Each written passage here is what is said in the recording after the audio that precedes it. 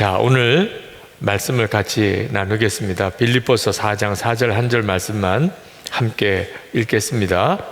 주 안에서 항상 기뻐하라. 내가 다시 말하노니 기뻐하라. 아멘. 저는 주의 종이 된다는 것, 또 전적으로 하나님을 위해서 헌신한다는 것은 대단히 희생하는 일이고 또 고생하는 일이다, 그런 생각을 어려서부터 했습니다. 목회하시는 부모님을 보면서 이거 굉장히 어려운 길이구나, 그런 생각이 들었었죠. 이게 고쳐지기까지가 상당히 오랜 시간이 흘렀습니다.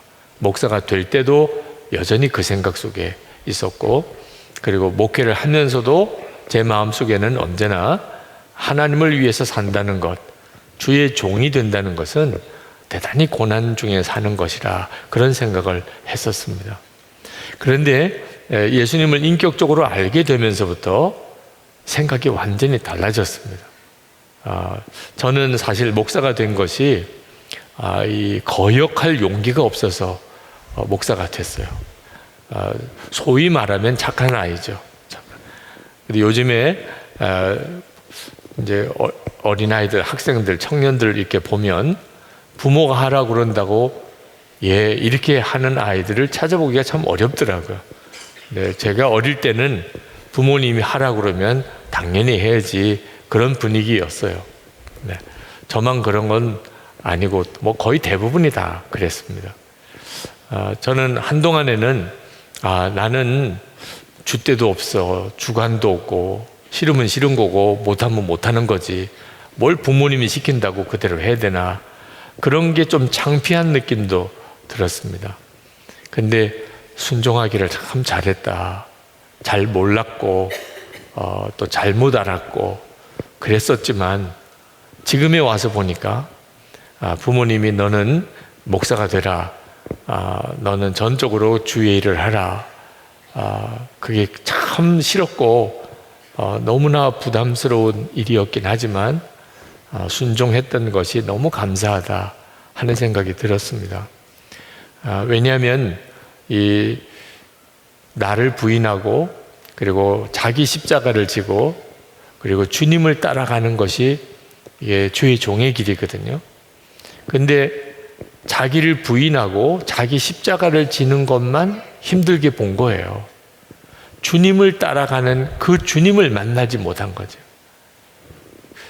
주님을 바라보는 눈이 뜨이고 나면 자기를 부인하고 자기 십자가를 지는 것은 저절로 되는 거예요. 마치 사랑하는 사람을 만나면 그 사람과 함께 아주 고생스러운 길을 가는 것조차도 마음의 기쁨이 되듯이, 그건 억지로 하는 게 아닙니다. 자기를 부인하고 자기 십자가를 그래야만 주님을 따라갈 수 있느냐가 아닙니다. 실제로는 전혀 아니더라고요. 주님을 알게 되고 주님을 사랑하게 되니까 자기를 부인하게 되고 자기 십자가를 지게 되는 거예요. 세상 거 다 버리고, 세상 자랑 다 버리고, 이게 다 버려지는 거지, 그렇게 해야만 되는 게 아니었어요. 제게 어떤 분이 메일을 보내주셨는데, 청년 때 어느 집사님 교회에서 그렇게 열심히 교회를 섬기고 봉사하는 모습을 이렇게 보면서 궁금했대요. 어느 한순간에 사람이 그렇게 확 바뀌는 모습을 보고 도대체 무슨 일이 저분에게 있었을까? 나중에 알고 보니까 그분이 성령 체험을 했던 것을 알게 됐습니다. 그렇구나. 성령 체험을 하면 저렇게 신앙생활도 다 바뀌고 어떤 삶의 분위기도 다 바뀌어지는구나. 나도 예수를 믿으면 저렇게 믿어야지. 그렇게 생각을 하고 청년 때부터 친구들하고 이제 모여서 기도도 하고, 우리 성령 받자. 그리고 이제 부흥회들마다 따라다니면서 성령을 받기를 그렇게 갈망을 했는데, 한 번은 어떤 집회에 이렇게 가서 기도하고 이제 성령 받기를 원하는 사람들 이제 주여 부르짖고 기도하시라고 하는데, 갑자기 무슨 생각이 딱 드냐면, 내가 이렇게 일찍부터 성령 받을 필요가 있을까? 결혼도 해야 되고 앞으로 이렇게 재미있게 살아가야 될 일도 많은데 내가 지금부터 성령 받으면 내 삶은 아예 없는 거잖아. 하나님께 완전히 바쳐야 된다는데, 이제는 주님의 뜻대로만 살아야 된다는데, 이건 너무 아까워. 50쯤 가서 받아야 되겠다. 50살 때까지는 좀 재밌게도 살아보고 하고 싶은 것도 해보고, 이런 생각이 갑자기 확 들어와서 그 성령 받기를 원하는 사람 나와서 기도하라고 그럴 때 안 나갔다는 거예요. 그걸 자기가 주장이 돼가지고 성령 받자고 해가지고 다른 친구들은 다 나갔는데 자기는 아니야, 50쯤 가서 성령 받고 사는 것이 이제부터는 행복 끝이라고 생각이 들더래요. 이제는 정말 희생해야 되고 헌신해야 되고 고생해야 되고 그렇게만 느껴졌다는 거죠. 그런데 이제 저희 교회에 와서 24시간 주님을 바라보게 되고 인격적으로 주님을 만나는 눈이 뜨이고 내 안에 예수님이 이미 와 계신 것을 비로소 이제 알게 되고, 그리고는 마음이 완전히 달라졌다는 거예요. 내가 왜 이렇지? 내가 지금 왜 이렇게 기쁜 거야? 그러면서 이제 본인이 알게 됐어요. 성령 받는다는 게 얼마나 좋은 것인가를. 실제로 내 안에 계신 주님을 알고 그 주님을 만나고 난 다음에 뭐라고 설명할 수 없는 기쁨이 넘치는 것을 경험하고서야 그때 청년 때 보았던 그 집사님이 바로 이런 상태셨겠구나 하는 걸 알게 됐다는 겁니다. 성령 받으면 인생을 빼앗기는 것이 아니라 모든 것이 채워지고 넘치는 축복의 삶을 살게 됨을 알았습니다. 기쁨이 넘치고 감사가 넘치고 사랑이 넘치고 행복한 인생이 되었습니다. 24시간 주님을 바라보며 사랑의 교제를 나누고 살고 있습니다. 말씀이 꿀송이 같이 깨달아지는데 범사에 감사하라는 말씀도, 항상 기뻐하라는 말씀도, 오른쪽 뺨을 때린 자에게 왼쪽 뺨도 돌려대라는 말씀도 우리가 할 수 없는 것을 하라시는 하나님이 아니시구나 깨달아졌습니다. 인격적으로 주님을 만난 후 기대하지 못한 행복한 인생이 되었습니다. 세상 조건 때문 아니라 주님이 저와 함께 하신다는 생각에 마냥 감사하고 기쁩니다. 여러분, 우리가 주님 뜻대로 살게 되면 자기를 부인하고 자기 십자가를 지고 가야 됩니다. 분명히 주님 기뻐하는 뜻대로 사는 길에는 고난이 있습니다. 고난을 싫어하고 또 두려워하는 사람은 못 갑니다. 여러분이 예수님을 정말 믿기로 작정했다면 고난의 삶을 각오해야 됩니다. 그러나 동시에 마음에 넘치는 행복이 항상 같이 갑니다. 여러분, 이 두 가지가 같이 가는 거예요. 성경을 읽어보면 우리가 구원의 놀라운 기쁨을 누리는 사람들, 그 신앙생활 하면서 겪게 되는 여러 가지 시험과 시련 가운데서 동일하게 누려지고 있다는 것을 말해주고 있어요. 고린도후서 6장 10절에 근심하는 자 같으나 항상 기뻐하고 가난한 자 같으나 많은 사람을 부유하게 하고 아무것도 없는 자 같으나 모든 것을 가진 자로다. 이 예수 믿는 사람을 그대로 보여주는 거예요. 자, 예수님 때문에 안 가도 되는 고난의 길도 가고, 예수님 때문에 뭐 안 해도 될 것 같은 희생과 헌신도 하고, 그런데 그 속에서 일어나는 기쁨, 많은 사람들을 행복하게 만들어주는 그 놀라운 삶은 이 둘이 같이 간다는 거죠. 그러므로 여러분이 교회에서 열심히 교회 일을 헌신하고 봉사하는 분들, 그거 희생하고 헌신하는 분들을 이렇게 볼 때 행복한가를 같이 봐야 돼요. 행복은 없이 열심히 교회만 봉사하는 분들이 있습니다. 항상 아슬아슬한 분들이죠. 여러분 자신이 만약에 그렇다면 오늘 이 밤에 여러분들이 주님을 위해서 자기를 부인하고 십자가 지고 가는 길을 갈지라도 우리에게는 행복하게 하시는 우리 주님의 역사가 있음을 믿으셔야 합니다. 나는 정말 행복하게 살 거야. 그래서 주님께 온전히 순종 못하고 고난의 길을 외면하는 사람도 나중에 하나님 앞에 가면 두려움이 말할 수가 없이 커집니다. 그건 절대로 잘하는 일이 아니에요. 둘은 같이 갑니다.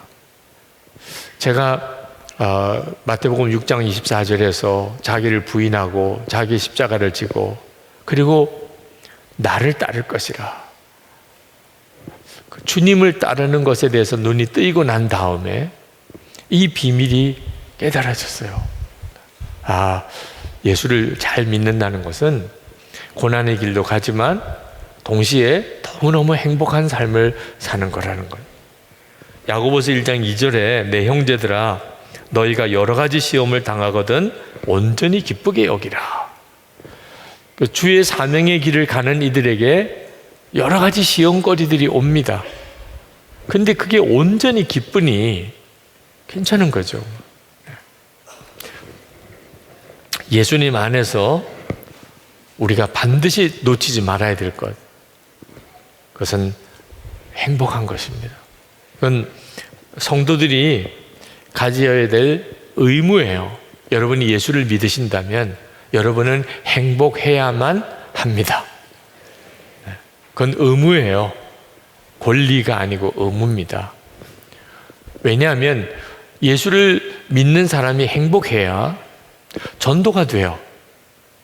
사람은 다 마음에 행복하기를 갈망합니다. 그래서 어떻게 해야 행복할까를 다 마음에 사모해요.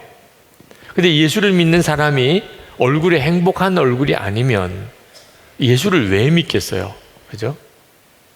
사람은 억지로는 불행한 길을 못 갑니다. 한두 번 정말 억지로 그 길로 갈 수는 있겠지만 결국은 나오게 돼요. 이 길로 가면 불행해진다. 그 길 갈 사람은 없어요. 그런데 행복한 길이라고 발견이 되면요, 또 반드시 그 길로 가게 돼요. 사람은 그걸 갈망하고 찾게 되어 있으니까. 우리가 정말 영혼을 구원하고 사람을 살려내려고 한다면, 그러면 우리 자신이 전도자가 되어야 되는데, 전도자가 되는 가장 중요한 핵심은 예수 그리스도 안에서 우리가 누리는 행복입니다.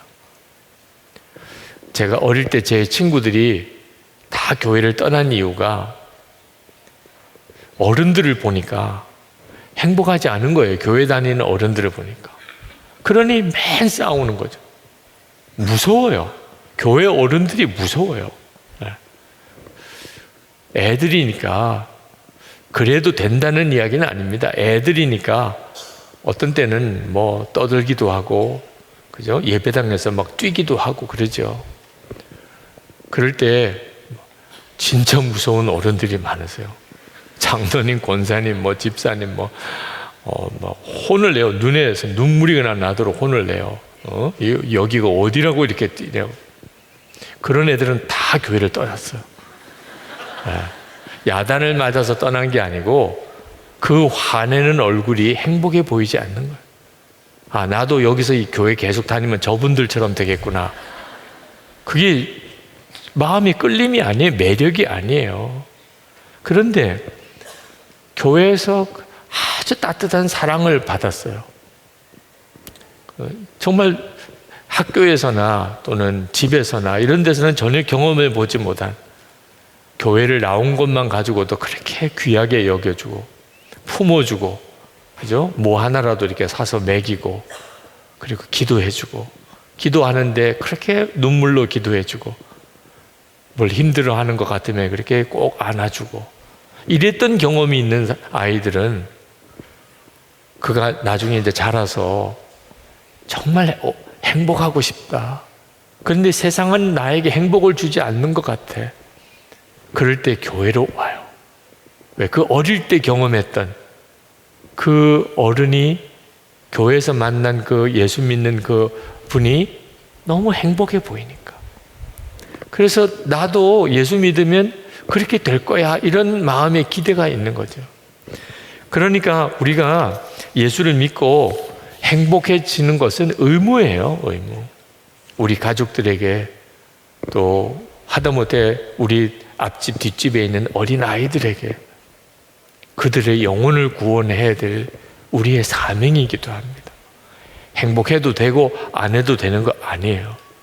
오늘 행복하지 않으신 분들 만약에 지금 있다면 나중에 통성기도 할 때 행복해지게 되기를 축복합니다.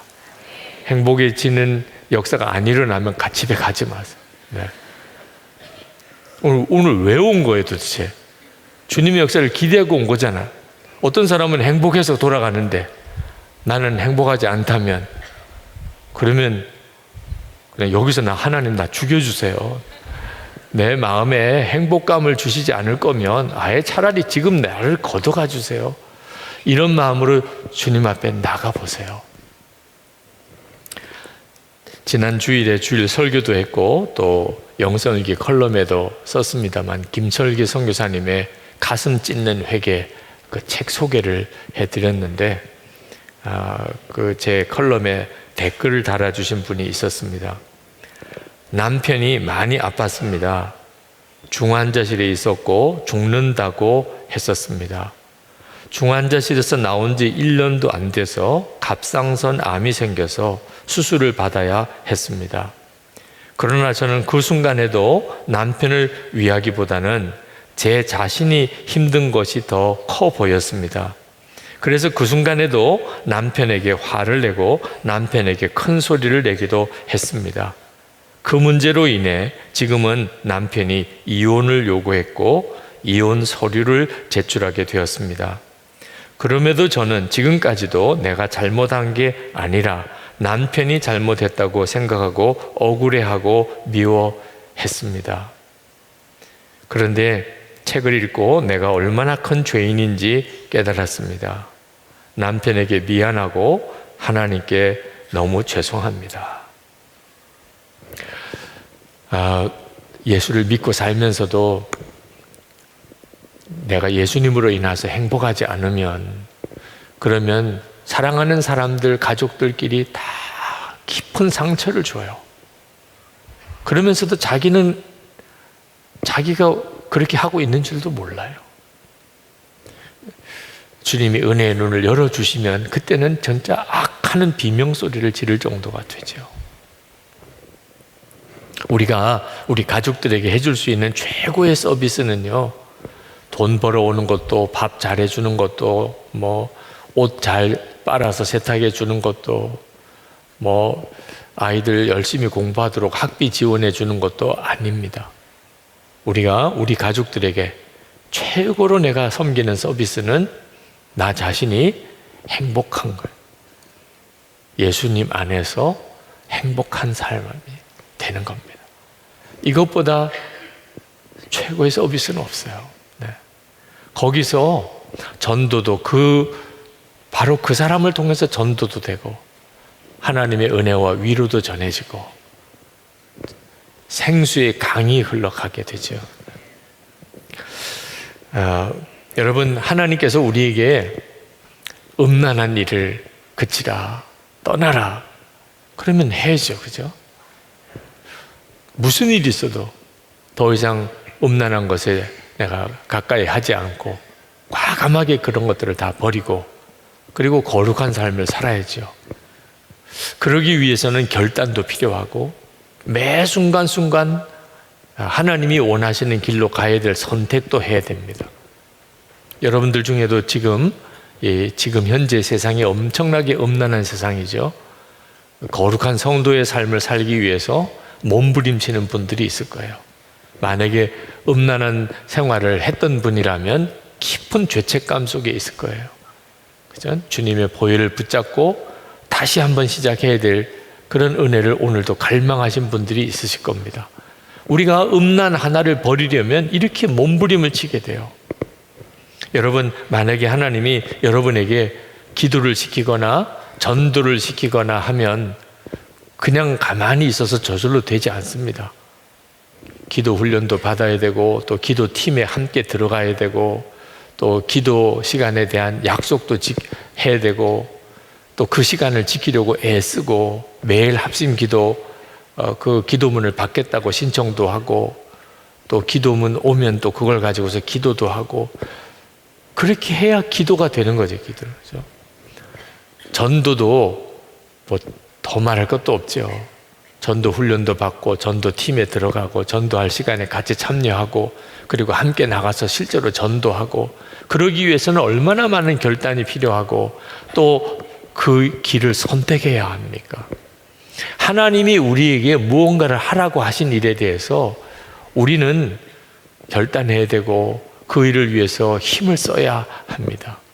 그렇다면 기뻐하는 일에 대해서는 이건 더 말할 것도 없어요. 왜냐하면 성경에 하나님이 우리에게 이렇게 하라고 명령하신 것 중에 가장 강하게 명령하신 것 중에 하나가 기뻐하라는 것입니다. 오늘 우리가 읽었잖아요. 주 안에서 항상 기뻐하라. 내가 다시 말하노니 기뻐하라. 여러분, 이 말씀이 어느 정도의 강조를 하고 있다는 것은 느낌이 오시죠? 기뻐하라는 것이 하나님이 정말 우리에게 명령하시는 꼭 우리가 실천해야 된다고 하시는 그 말씀이구나. 그렇다면 여러분 어떻게 해야 합니까? 기뻐질 때까지 기다려야 됩니까? 그러면 이 말씀이 전혀 우리에게 주어지는 것이 다르죠. 그렇죠? 음란에서 떠나라, 기도하라, 전도하라, 누구를 사랑하라, 용서하라. 그 다 결단이 필요한 거. 그리고 그 일을 위해 힘써야 하는 거예요. 근데 왜 기쁨이 오기만 기다려요? 기쁜 소식만 기다리는 겁니까? 내 마음이 기뻐지기만을 왜 기다리는 거예요? 여러분 기쁘세요? 목사님 그걸 말이라고 하세요. 요즘에 기쁠 일이 뭐 있어요? 실제로 우리 삶은요 계속 우리들에게 짜증나게 하고 실망하게 하고 고통스럽게 하고 우리를 자꾸 마음을 누르고 소일찍이 정말 기쁠 일이 별로 없는 삶이 계속 되어지죠. 그때 여러분 기억해야 돼요. 기뻐하라는 것은 하나님의 명령이라는 것. 그것도 대단히 강조하신 명령이라는 것. 그러니까 저절로 그냥 기뻐지기만을 기다리고 하나님 나는 기쁠 일이 없어요 이렇게 해서는 안 되는 겁니다. 기뻐하라고 하신 것이 하나님의 대단히 중요한 명령이에요. 이건 된다 안 된다 할 문제가 아닙니다. 반드시 그렇게 살아가야 되는 거죠. 여러분, 그러나 여러분의 마음에 이거 참 해야 될 일도 많은데 또 기뻐하기까지 해야 돼? 이런 바보 같은 생각은 하지 마시기 바랍니다. 네. 아니 전쟁에 나가라 그래도 나가야 될 판인데 다른 것도 아니고 기뻐하라면 이게 정말 황홀할 만한 의무잖아요. 다른 명령도 아니고 기뻐하라는데 기뻐하기까지 해야 돼? 짜증나. 이렇게 할 문제가 아닌 거죠 지금. 그죠? 이해가 안 되십니까? 기뻐하라는 것은 정말 황홀한 의무예요. 황홀한 의무. 이 말씀을 그대로 지킨다는 것은 내 삶 전체가 구원받는 거예요. 항상 기뻐하는. 여러분이 그 사실을 분명하게 알고 하나님 이 말씀이 내게 이루어지게 되기 원합니다. 오늘 제 마음속에 있는 불행하다는 생각이 정말 보혈로 다 씻어지고 하나님께서 약속하신 그 기쁨이 내게 임하게 되기를 원합니다.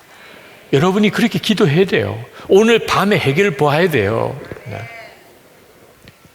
우리가 예수님 안에서 행복을 누리지 못하는 이유는 그냥 막연하게 넋놓고 기다리고 있기 때문에.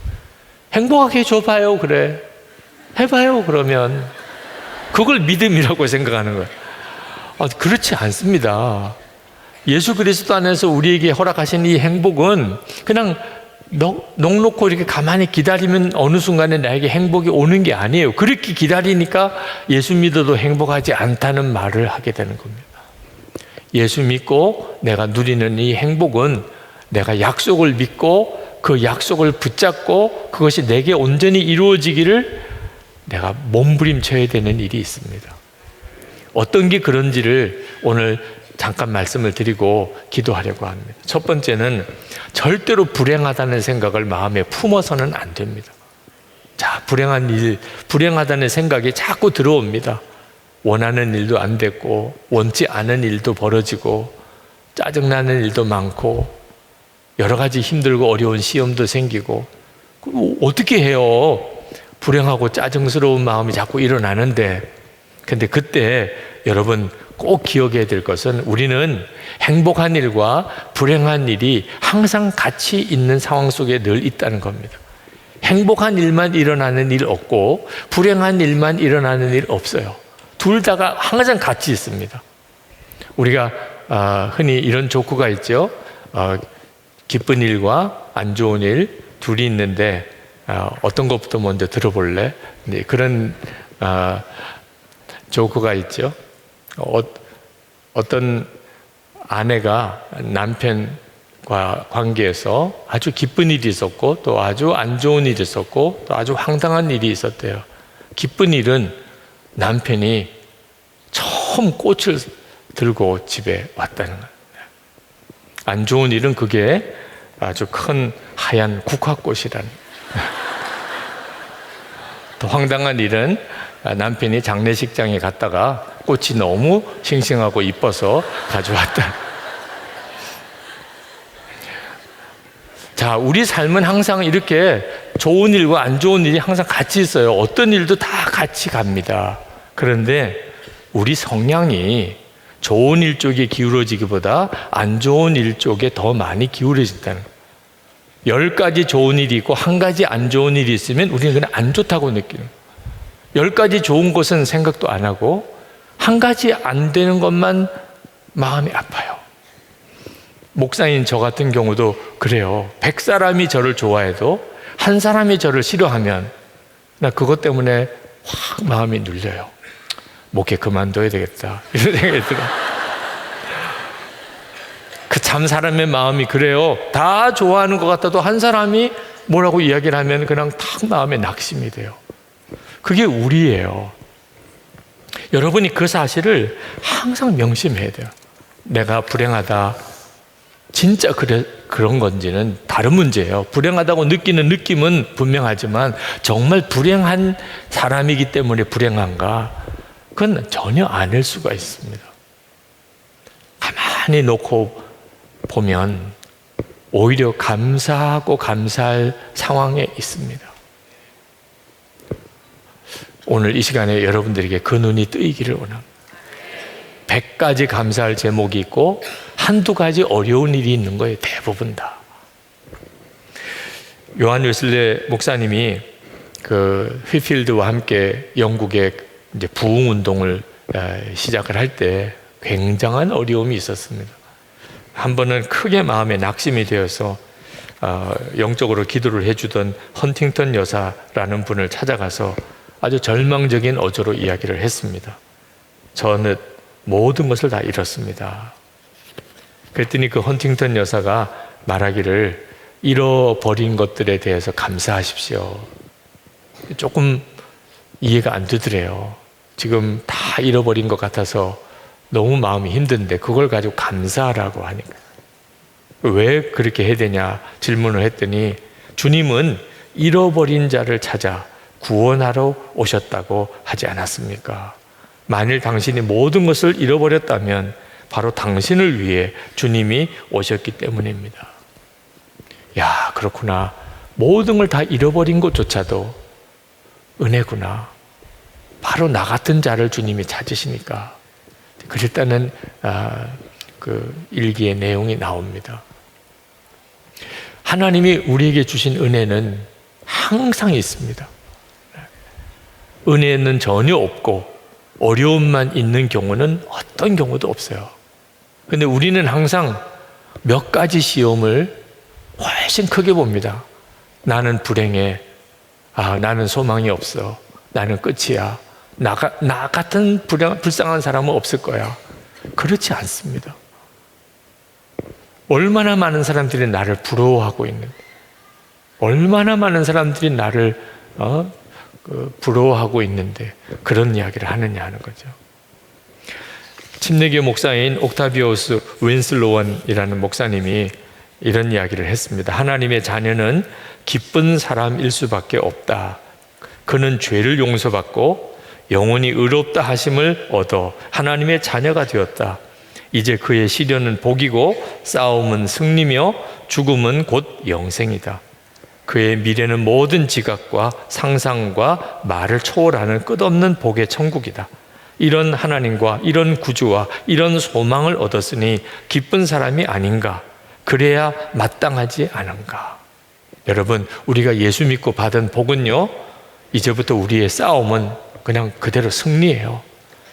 질 수도 있고 이길 수도 있는 게 아닙니다. 우리의 영적인 싸움은 반드시 승리로 끝나게 되어 있습니다. 우리가 죽으면 그게 곧 영생입니다. 우리의 미래는 상상이 안 되는 하나님의 나라예요. 그러니 우리는 어떤 상황에서도 행복한 사람이죠. 아시시의 프란시스가 이런 말을 했습니다. 슬픔일랑 마귀와 그의 사자들에게 넘겨주자. 우리는 기뻐하고 즐거워할 수밖에 없지 않은가. 오늘 여러분의 마음속에 있는 슬픔은 다 마귀에게 던져버리십시오. 네. 가져가, 다시 찾아가, 너 거잖아. 다 돌려주시기 바랍니다. 괜히 또 나중에 몰래 가져가지 말고 진짜 다 마귀에게 깨끗하게 넘겨주세요. 모든 불행한 생각. 또 하나, 이제 불행한 것을 마음에 품지 마셔야 합니다. 그래도 불행한 생각을 마음에 품지 않으려고 하는데도 이게 해결이 안 되는 경우도 있어요. 이게 내 마음에 깊은 상처가 되어버린 겁니다. 그냥 마귀가 내게 불행한 생각, 또 누구에게 미운 생각, 슬픈 생각 이렇게 넣어주는 정도에서 끝나면 차라리 해결하기 쉬운데 내 속에 그게 병이 되어버린 경우가 있습니다. 이런 경우는 그냥 내가 슬픈 생각 하지 말아야지 그런다고 해결이 되질 않아요. 옆에서 당신이 사실 행복한 사람입니다. 그 말이 귀에도 들어오지도 않아요. 위로도 안 되고 회복도 안 돼요. 뭔가 마음에 상처가 생겼어요. 예수원의 대천덕 신부님께서 그 어릴 때 이야기를 하셨습니다. 어릴 때 할머니가 길르셨대요. 근데 초등학교 1학년 때 할머니가 꼭 목이 긴 양말, 굽이 높은 신발 그거 시켜가지고 학교를 보냈대요. 할머니가 어릴 때는 그게 멋있었어요. 네. 그런데 이 대천덕 신부님이 어릴 때 학교에서는 그렇게 해가지고 오는 애가 없어요. 근데 할머니가 완전히 옛날 복장으로 해가지고 학교를 보낼 때 학교 가면 완전히 자기만 촌놈같이 완전히 구식같이. 네. 요즘 애들 여러분 이렇게 양복해가지고 넥타이, 나비 넥타이 메고 이렇게 학교 보내면 애는 완전히 놀림감 되는 거죠. 그죠? 요즘 애들은 요즘 애들대로의 복장이 있는 거잖아요. 근데 어른은 어른이 보기에 좋은 걸로 입혀가지고 보내는 그 어릴 때 할머니가 자꾸 자기를 그런 옷을 입혀가지고 학교를 보내서 그것 때문에 얼마나 초라하게 느껴지고 자기는 촌스럽다고 생각하고 그렇게 다른 친구들보다 깊은 열등감에 사로잡혀 있었는데 이 열등감이 무려 40년 동안이나 이 신부님을 마음을 고통스럽게 했다는 겁니다. 나는 촌스러워. 나는 열등해. 그런 생각에 눌려 있었다는 거예요. 40년 동안이나. 그가 이제 50이 가까워서 비로소 주님을 만나고 그리고 내 마음에 있는 이 열등감, 나는 존재가 초라하다. 난 다른 사람보다 항상 뒤떨어져 있어. 내가 왜 이런 생각을 계속 하고 있는지 비로소 알게 된 겁니다. 그때 그 할머니가 그런 옷을 입혀가지고 학교 보내서 느꼈던 그때 그 싫었던 느낌, 그것이 계속 자기 마음속에 살아남아 있었던 거죠. 그래서 그가 하나님 앞에 그걸 내놓고 기도를 합니다. 하나님, 제 마음속에 이유를 알 수 없는 이 열등감이 이렇게 생겼습니다. 주님, 정말 저를 치료해 주십시오. 그리고 비로소 거기서 벗어나셨어요. 여러분들 중에도 어려서부터 지금까지 여러분이 들은 것과 본 것 중에 주님으로부터 오지 않은 것인데 여러분의 마음속에 꽉 박혀 있는 것이 있습니다. 어릴 때 기억, 지금도 나고 있는 어릴 때 기억. 대부분 좋은 기억은 없고요. 아주 부끄럽고 고통스러운 기억은 지금도 그냥 내 속에 떠올라요. 잊어버리고 싶은데 잊어지지가 않네요. 그건 정말 다 지워졌으면 좋겠는데 순간순간 자꾸 나를 힘들게 하고 부끄럽게 하고 두렵게 하고 그랬던 일들이 여러분에게 있습니다. 여러분의 마음에 깊은 상처가 되어버렸어요. 그것이 예수님으로 인하여 누리는 기쁨과 행복을 다 갉아먹어버리는. 그러니까 오늘 여러분의 마음속에 이 주님으로부터 오지 않았던 어떤 일들, 내가 본 거, 들은 거, 여러분의 마음속에 있는 것을 정말 보혈로 주님 앞에 들고 나가야 합니다. 예수님은 그걸 해결해 주시는 분이세요. 그래서 나는 죽고 예수로 사는 복음이 복음인 것입니다. 나는 죽었습니다. 이 고백이요, 얼마나 놀라운 복음인지 몰라요. 내가 죽었으니까 내 옛사람이 그 어릴 때부터 지금까지 듣고 본 것으로 인해서 완전히 엉망이 된, 완전히 자아가 다 무너지고 왜곡되고 병들고 열등감 속에 사로잡히고 수치심 속에 있고 그리고 그냥 마음에 그냥 독한 생각만 있고 그런 내 옛사람이 예수님과 함께 죽었어요.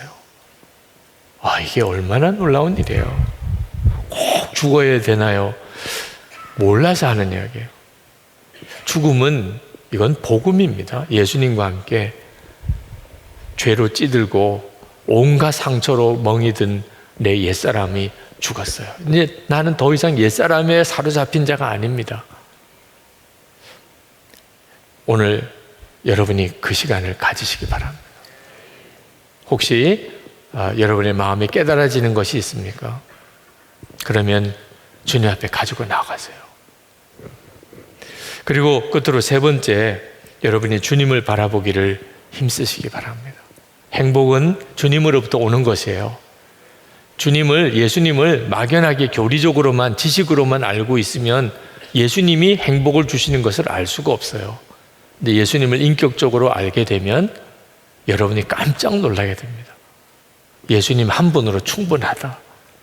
세상에 나에게 주는 그 어떤 것이 없다 할지라도 예수님으로 인하여 충분하다.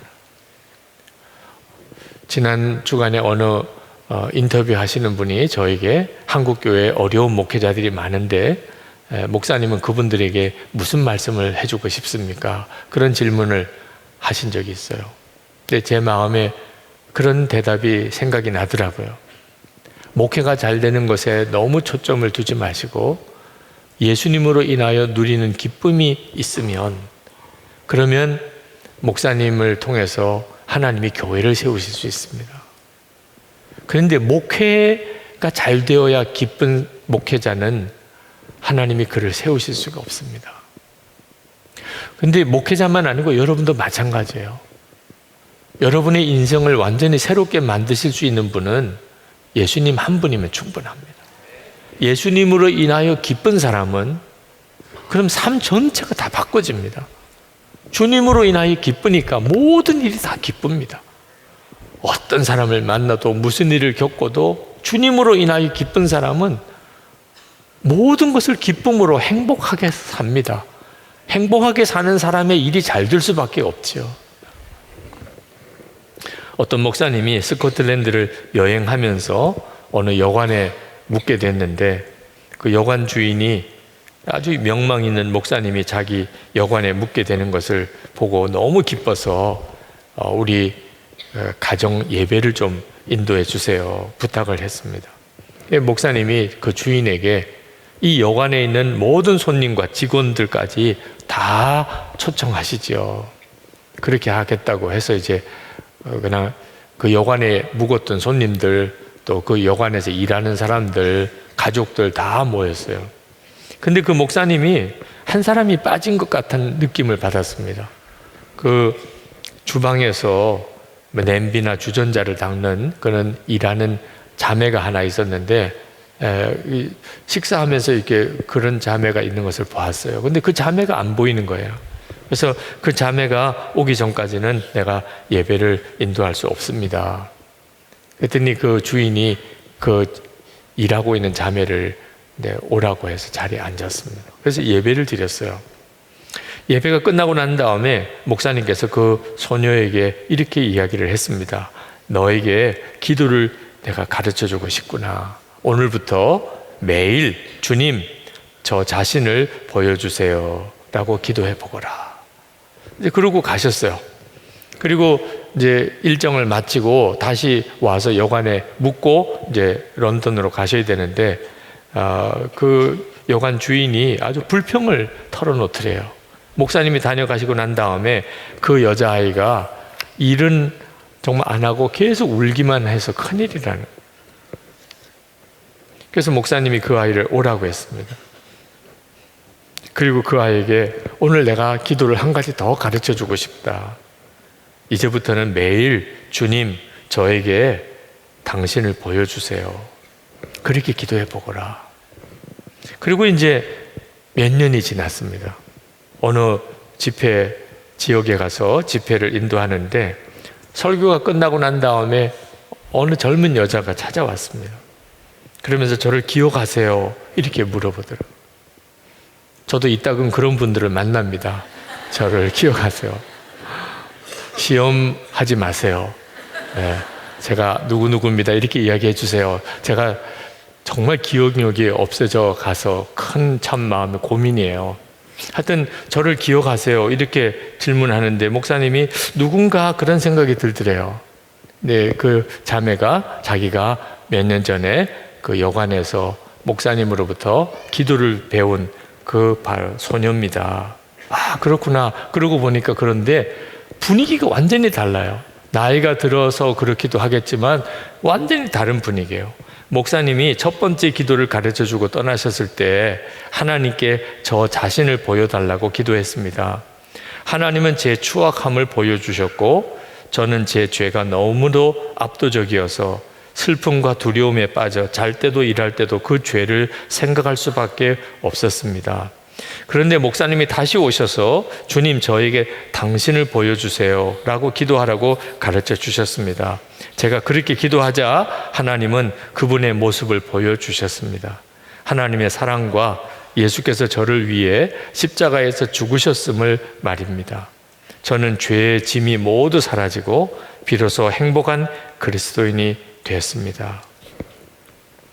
여러분, 우리가 정말 주님을 주목해서 바라보면 그러면 우리 자신이 바뀝니다. 그냥 주님만 생각하고 사는 게 아니에요. 주님은 정말 살아계신 주님이시고 그리고 행복의 원천이십니다. 그래서 우리 자신이 완전히 사람이 달라져 버립니다. 나를 주목해 보면 죄로 인한 비통함이 말할 수가 없고 주님을 바라보면 그 구원의 기쁨이 또 말할 수가 없게 됩니다. 여러분이 정말 행복하기를 원하십니까? 예수님을 바라보셔야 돼요. 이 일은 우리가 해야 합니다. 항상 기뻐하라. 다시 말하노니 기뻐하라. 이렇게 말씀하신 것은 기쁨은 가만히 기다리면 저절로 오는 게 아니라는 겁니다. 우리가 해야 될 일이 있어요. 불행하다는 생각 절대로 용납하면 안 됩니다. 그리고 마음에 상처가 있어서 자꾸 그런 생각에서 사로잡힌다면 주님 앞에 치유받아야 돼요. 주님, 나를 구원해 주시고 치유해 주세요. 그리고 여러분이 계속 주를 주목하고 살아야 합니다. 우리 교회에서는 예수 동행 일기를 쓰면서 매일 점검하면서 주님을 계속 바라보는 생활을 지켜가자고 하고 있는 이유도 거기에 있어요. 주님이 우리를 완전히 뒤바꿉니다. 우리는 행복해야 합니다. 우리 주변에 나를 주목하는 사람이 많으니까 예수 믿는다고 소문은 다 냈고 복음은 진짜인지 나를 통해서 이제 증명되는 거예요. 사랑하는 가족들, 친구들, 이웃들, 내가 무슨 힘으로 그들을 행복하게 해줄 수 있겠어요? 그런데 예수 믿으면 해야 돼요. 이게 우리의 의무예요. 그건 황홀한 의무예요. 주님이 그렇게 만들어주세요. 오늘 이 밤에도 주님이 여러분에게 그리 하실 줄 믿습니다. 우리 찬양하고 우리 같이 기도합시다. 오늘 밤에는 정말 여러분의 마음에 불행한 생각은 다 떠나고 주님으로 인하여 말할 수 없이 놀라운 기쁨이, 행복이 부어지게 되기를 축복합니다.